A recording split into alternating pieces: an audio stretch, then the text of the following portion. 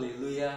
Sungguh suatu sukacita yang besar bisa menjumpai saudara dalam program Mujizat setiap hari bersama saya, Pendeta Angrusli. Doa saya adalah saudara dalam keadaan sehat, diberkati, disertai dan mengalami terobosan-terobosan dalam kehidupan saudara lewat iman saudara.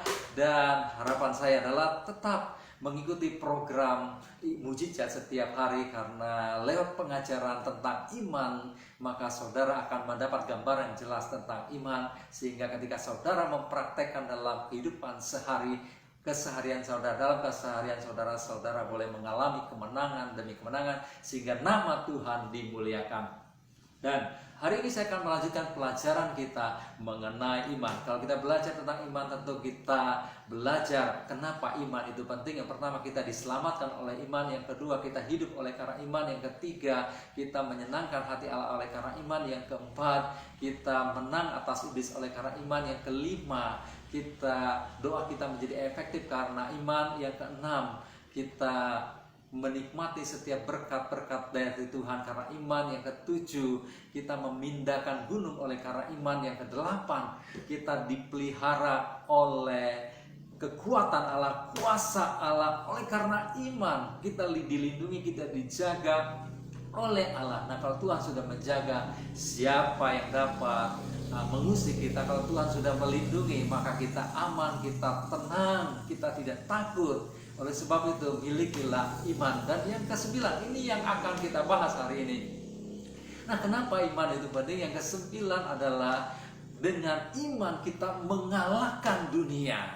Di dalam 1 Yohanes pasal 5 ayat 4 dikatakan, sebab semua yang lahir dari Allah mengalahkan dunia. Dan inilah kemenangan yang mengalahkan dunia. Apa itu? Iman. Dikatakan sebab semua yang lahir dari Allah. Oh, haleluya. Kita adalah orang yang lahir dari Allah. Artinya kita adalah orang percaya. Kita adalah pengikut Yesus. Berarti kita mengalahkan dunia. Dengan apa? Iman.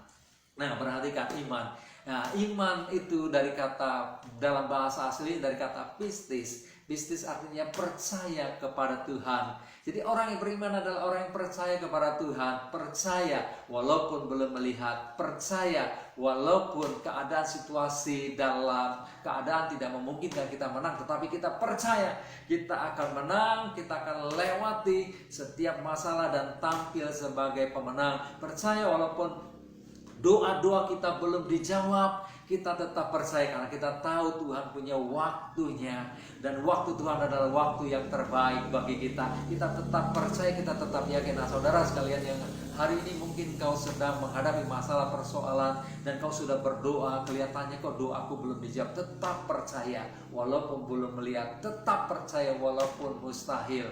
Maka saudara akan melihat jawaban-jawaban Tuhan yang luar biasa dalam kehidupan saudara. Dan yang kedua, kata pistis itu juga mengandung arti mempercayakan diri dan menyerahkan diri kepada kehendak Tuhan. Nah, kenapa kita mempercayakan diri kepada Tuhan?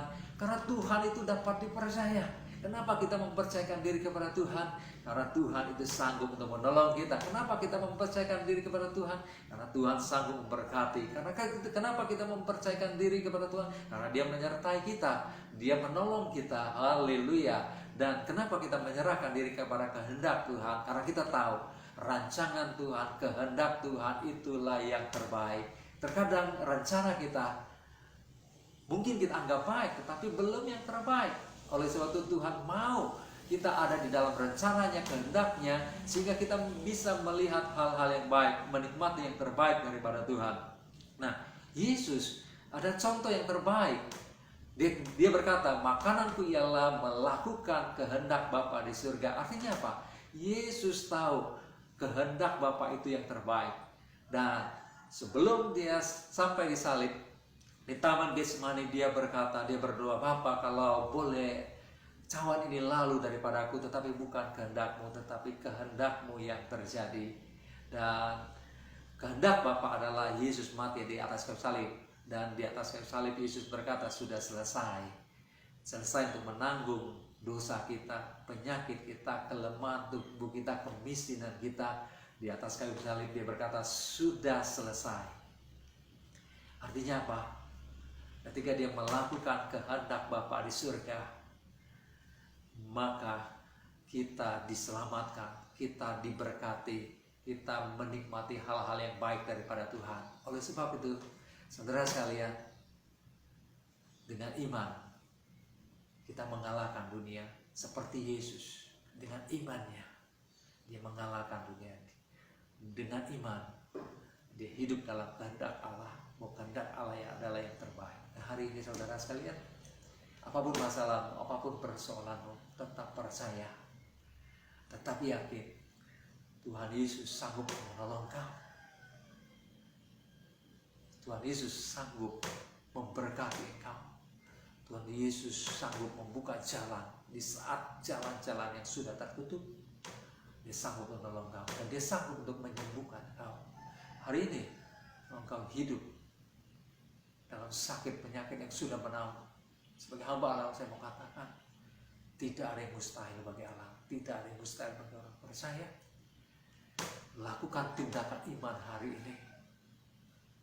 Lakukan apa yang tidak bisa kau lakukan, mulai kau lakukan. Percaya, saya sudah sembuh. Tuhan pasti tolong saya. Tuhan pasti memberkati saya. Saya pasti menang. Hari ini saya mau berdoa buat saudara. Bapa dalam surga, hamba berdoa karena firman berkata, iman mengalahkan dunia, iman mengalahkan iblis. Setiap ikatan-ikatan yang mengikat orang yang menonton mujizat setiap hari ini, dilawan, disembuhkan, dipulihkan, diberkati, mengalami kemenangan demi kemenangan dalam kehidupan saudara, di dalam nama Yesus.